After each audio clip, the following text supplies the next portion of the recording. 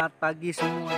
Apa yang harus kita lakukan waktu kita mengalami sakit hati dalam hidup ini?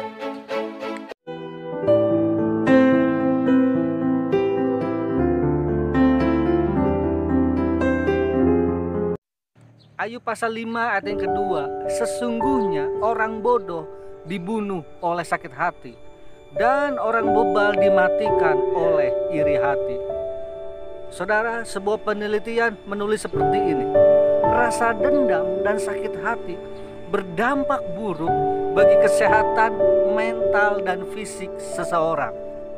Ternyata kalau orang sakit hati punya efek yang tidak baik dalam hidup terhadap dirinya sendiri.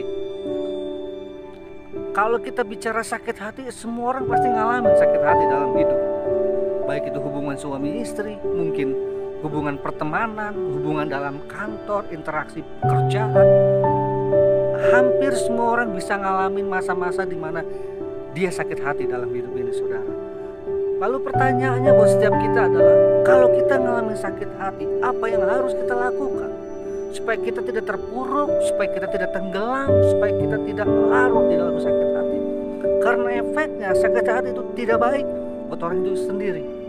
Saya mempelajari, saudara, setidaknya ada 3 hal yang ingin saya bagikan buat setiap kita semua, agar kita tidak tenggelam atau kita tidak mengalami sakit hati yang berlarut-larut, tapi kita bisa menyelesaikan ini dengan baik, saudara. Ada 3 hal yang ingin saya bagikan. Yang pertama, memaafkan. Saudara yang dikasih Tuhan, yang paling basic waktu kita mengalami sakit hati adalah belajar memaafkan. Mazmur 32 ayat 1 menulis begini, berbahagialah orang yang diampuni pelanggarannya, yang dosanya ditutupin. Saudara, ternyata kalau orang diampuni itu berbahagia. Kenapa Anda dan saya harus memaafkan? Karena kita pernah salah dalam hidup. Kita pernah juga melakukan pelanggaran. Dan waktu kita dimaafkan, waktu kita diampuni, kita berbahagia. Dan kita harus belajar untuk memaafkan. Supaya apa? Supaya kita tidak tenggelam di dalam sakit hati, saudara. Sebuah penelitian menulis seperti ini. Orang yang memaafkan dalam hidupnya itu membuat jiwanya jauh lebih tenang, dan dia bisa menjalani kehidupan berikutnya dengan sangat baik. Ternyata memaafkan akan jauh lebih baik daripada tidak memaafkan. Siapa yang harus kita maafkan? Orang-orang yang mungkin menyakiti hati kita. Mungkin kita berpikir, saya udah lakukan yang terbaik, saya udah kerjakan yang terbaik, tapi tetap kita ngalah, saya tetap gak dihargain. Mungkin oleh pemimpin, mungkin oleh pasangan, mungkin oleh anak-anak atau orang tua. Tapi poin pertama, belajar memaafkan waktu kita sakit hati, membuat kita bisa melewati fase yang jauh lebih baik untuk kita menang, saudara. Yang setuju boleh bilang amin. Lalu yang kedua, untuk kita bebas dari sakit hati dan menang atas sakit hati adalah yang kedua, belajarlah dari pengalaman. Pepatah bilang begini, pengalaman adalah guru yang paling baik.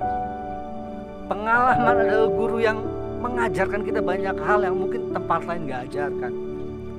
Kalau saudara mungkin chef ya, bisa masak, atau mungkin apapun profesi saudara, saya rasa kita gak pernah langsung jadi top. Tapi ada proses demi proses. Awalnya gagal, awalnya mungkin gak bisa, tapi dengan proses dan kita mau belajar, kita menjadi sesuatu yang jauh lebih baik. Dan kalau orang menyakiti hidup kita, belajarlah dari pengalaman. Kenapa kita bisa ngalamin sakit hati? Ataukah hati kita terlalu keras? Ataukah mungkin sifat kita yang bagaimana? Tapi belajarlah dari pengalaman, saudara.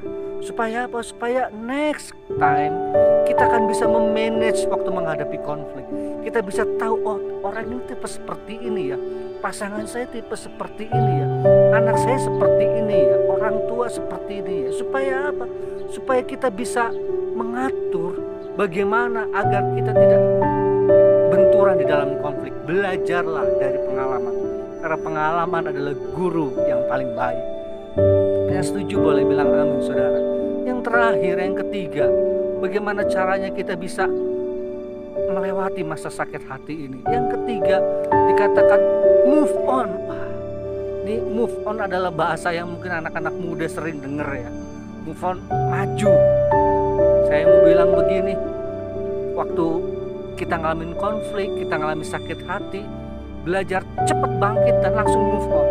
Karena apa? Kita nggak bisa berlarut-larut di dalam sakit hati. Kita nggak bisa tenggelam di dalam sakit hati. Karena hidup harus berjalan. Life must go on. Hidup harus terus berjalan. Ada kehidupan yang harus kita kerjakan, ada kehidupan yang harus kita lakukan. Saudara pernah tahu lah ya, spion mobil ya. Spion mobil punya kaca yang jauh lebih kecil dibanding kaca utama di depan setir ya. Saudara tahu kenapa? Karena kaca di depan itu jauh lebih utama dibanding kaca yang di belakang. Sesekali kita nengoklah ke kanan, ke kiri, ke belakang, tapi fokus kita tetap di depan. Bahkan Paulus menulis begini, aku melupakan apa yang ada di belakangku dan mengarahkan kepada apa yang ada di depanku, saudara. Fokus bukan dengan sakit hati. Kenapa ya gue ngalamin begini ya? Kenapa ya gue terus menerus ngalamin gak enak ya? No, bukan fokus terhadap itu, tapi belajarlah untuk move on. Kalau pernah jatuh, bangkit. Pernah gagal, berubah. Pernah salah, minta maaf. Pernah gak berhasil, belajar lebih giat, lebih keras lagi. Dan move on. Supaya apa? Supaya kita mendapatkan hal-hal yang jauh lebih baik dengan pengalaman, dengan memaafkan, dan yang ketiga dengan move on. Kalau saudara pernah mungkin gagal di dalam usaha, ya pelajari apa yang menyebabkan saya gagal. Apa yang menyebabkan saya nggak berhasil, lalu belajar lebih giat lagi untuk kita move on. Jangan terpuruk, jangan terus jatuh di dalam itu, karena kita nggak dapat apa-apa, saudara. 3 hal kita belajar hari ini, bagaimana kita tidak tenggelam di dalam sakit hati, dalam hubungan suami istri, keluarga, pekerjaan dan pelayanan. Yang pertama, memaafkan. Yang kedua, belajarlah dari pengalaman. Dan yang ketiga, move on. Terima kasih, demikian firman Tuhan dan sharing saya pada pagi hari ini. Semoga boleh menjadi berkat. Nantikan video-video saya selanjutnya. Tuhan memberkati. God bless you.